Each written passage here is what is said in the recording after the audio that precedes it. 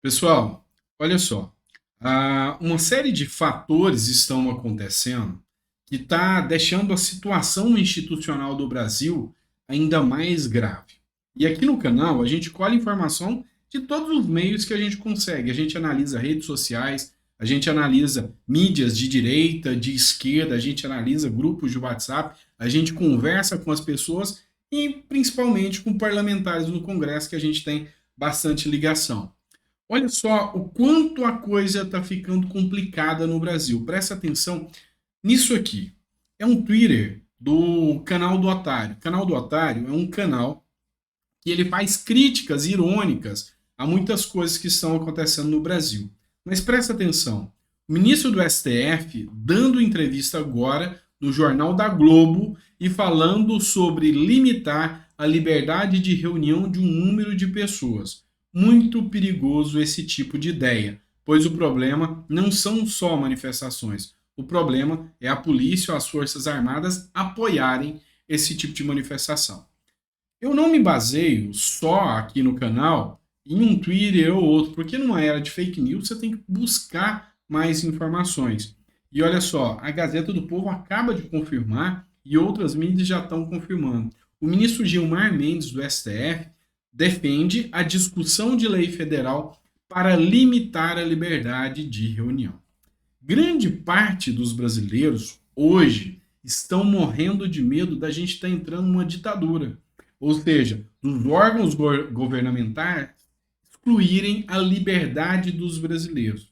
Essa fala do Gilmar Mendes é gravíssima. Lógico, ele falou que quer a discussão, quer falar sobre isso, mas é grave, porque quem vai definir o que se pode ou o que não se pode, o que é liberdade de expressão, o que não é, quem pode reunir-se e quem não.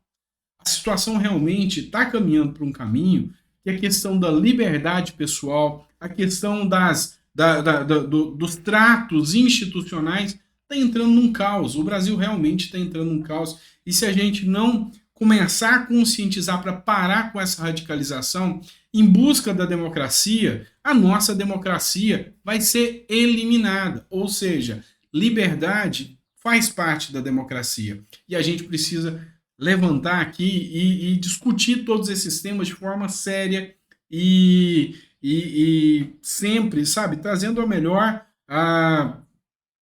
análise para vocês, a melhor discussão para que isso realmente seja discutido de forma séria. Eu vejo aqui muitas pessoas que vão lá, põem fogo e saem correndo. Eu vou trazer um exemplo para vocês, tá? Eu vou trazer um exemplo sério aqui para vocês. Olha só essa matéria do jornal A Trombeta aqui, dou crédito ao jornal. Cerco fechado. A infiltrada Ana Priscila Azevedo disse que vai entregar a cabeça de todos que financiaram os atos em Brasília. Em Brasília, olha só o que a matéria diz. A infiltrada Ana Priscila Azevedo e Dom Werneck estão sob custódia na sede da Polícia Federal no Distrito Federal. Segundo o jornalista Guilherme Fiuza, é que depois do depoimento, a ativista e toda a equipe do delegado foi trocada. O que acontece?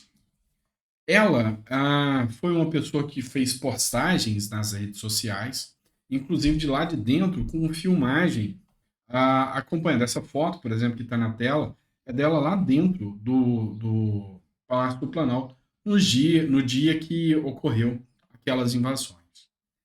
E ela insuflou muitas pessoas. Eu cheguei a ouvir áudio falando, vai acabar tudo.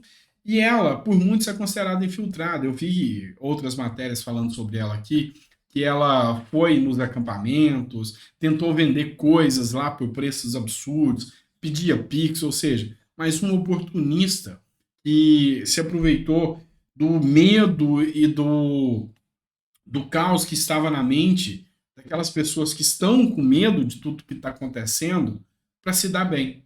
E isso levou muitas pessoas a crises, levou pessoas que não tinham nada a ver com a história cair no conto do vigário e hoje estão lá com risco de pegar até muitos anos de prisão. Então é por isso que a gente tem que ter uma consciência e não ir acreditando em qualquer coisa. Vamos fazer uma análise séria sobre tudo que está acontecendo no nosso Brasil nesse momento, tá bom?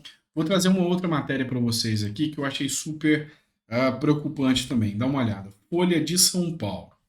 Comandantes querem enterrar precedente Pazuello, com punição a militares que articularam e participaram de atos. Tá? O que é a grande questão? Eu vou ler um trecho. O ministro da Defesa, José Múcio Monteiro, e os comandantes das Forças Armadas decidiram ser duros e rápidos na punição de militares que tentaram participar dos atos golpistas de domingo, que terminaram em depredação aos prédios dos três poderes. A decisão se deu após reunião dos militares com o presidente Luiz Inácio Lula da Silva, que aconteceu anteontem, na segunda-feira. No encontro, segundo os relatos feitos à Folha, o petista demonstrou preocupação com possível insubordinação dos praças e oficiais de baixa patente, que, na visão dele, podem ter sido complacentes com os golpistas. Dois oficiais ouvidos pela Folha admitiram que se trata de uma operação para reverter o precedente Pazuello. Ou seja, o que é o precedente Pazuello? Quando você ouve falar em precedente Pazuello, é a admiração e a vinculação que os militares têm ao presidente Bolsonaro. E Lula quer reverter isso de qualquer forma. E hoje os comandantes e generais já concordaram em penalizar todos os militares que já demonstram uma simpatia ou uma sintonia com as pautas de Bolsonaro. Ou seja, vários militares vão ser presos, vai prender muita gente. Então os militares terão aí com certeza uma baixa alta. Sabe por que eu digo? O próprio Glauber Braga, que é um deputado de esquerda do Partido Socialista e Liberdade, o PSOL, já falou isso em tribuna e falou também, inclusive no Twitter, ele fez uma postagem de que todos os militares, mais de 60 militares, que são de alta patente, têm que ter as suas baixas e prisão. Isso serve, inclusive, para funcionar como um exemplo para que os de mais baixa patente não se vinculem às ideias de Bolsonaro. E isso aí pode acontecer nos próximos dias. Isso é fato. Basta fazer análise do que está acontecendo. Tá? Então é isso que quer dizer o efeito Pazuello. Mas só que a gente vem trazendo notícias não tão boas, né? Mas nem tudo está perdido. Ainda existem pessoas dentro do próprio governo Lula que resolvem peitar ideias extremistas que vêm de lá de dentro do governo. A exemplo, o ministro da Agricultura. O Carlos Fávaro mandou o recado para o Lula. Lula não vai impedir fazendeiro de ter arma. Olha só, na opinião de Carlos Fávaro, o ministro da Agricultura,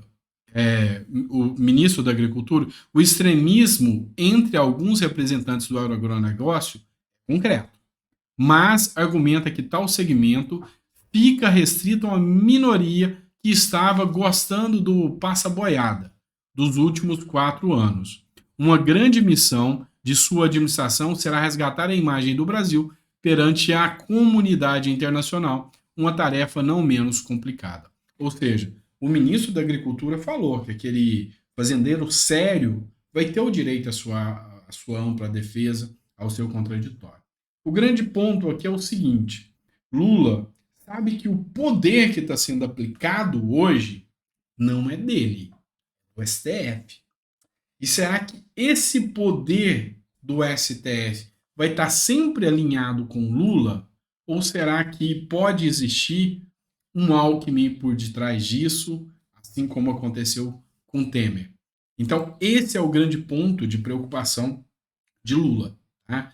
E eu vejo que alguns discursos, inclusive extremistas, que Lula já chegou trazendo, estão sendo amenizados, como um desse, a questão das armas e do direito à segurança da população. Mas eu ainda acho que é prematuro para fazer qualquer análise nesse sentido. Outra matéria que é preocupante aqui, ó. Anderson Torres, tá? Que foi o secretário de Justiça de Bolsonaro, o ministro de Justiça, pode pegar até 91 anos de prisão pelos atos ocorridos no último domingo. Olha só, Anderson Torres, ex-ministro de Jair Bolsonaro, que chega na sexta-feira, dia 13 do 1 ao Brasil, para ser preso pela Polícia Federal, pode ser condenado a até 91 anos de prisão. Responsável pela segurança pública do Distrito Federal durante os atos terroristas no domingo, Torres é investigado pelos crimes como terrorismo, golpe de Estado e associação criminosa. A prisão de Torres foi decretada na última terça-feira, 10/1, pelo ministro Alexandre de Moraes do STF, com base em documentos da PF e da Advocacia Geral da União. Lembrando a vocês que foi encontrado um documento cujo Anderson Torres já declarou que realmente aquele documento existia, tá? E isso vai ser usado contra Anderson Torres, não tenha dúvidas, tá? Outra matéria importante que eu separei para vocês do Pleno News, o senador Marcos Duval argumentou que tinha tentado avisar o ministro da Justiça, Flávio Dino, por 3 vezes antes do ocorrido. E dizer que vai usar os prints do celular dele, onde ele mandou mensagem informando, tentando avisar o Dino do que ia acontecer, o Flávio Dino do que ia acontecer.